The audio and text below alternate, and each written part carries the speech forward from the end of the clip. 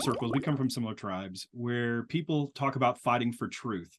But when we get into this idea, we find out it's often not truth itself, but it's a cultural fabrication. It's power. It's this idea of identity. You mentioned this a lot in the book.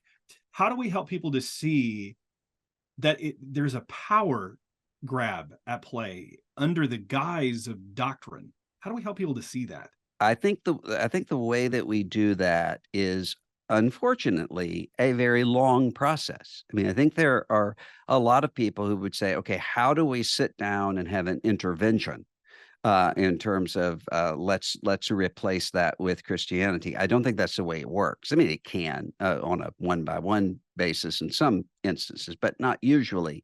I think usually what it takes is the shaping of intuitions. And so it's not that you're preparing people for whatever they're going through right now, because usually that's too late. I mean, you have to do some of that, but it's usually what you're dealing with in front of you right now is something that is kind of light from distant stars. It was set in motion a long time ago. What you're actually doing right now is not dealing with what people are debating or fighting about.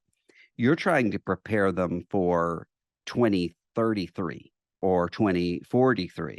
And a lot of what you're doing there, because you don't know what you're facing out there in the future, what you're trying to do is to shape and form the kind of intuitions that are able to say, wait, I think I've recognized that.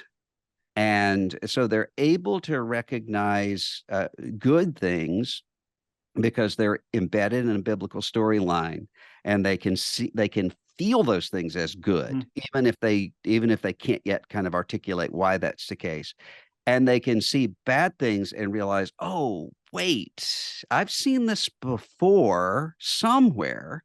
And it's because they know what Jeroboam does with the golden calves at Bethel.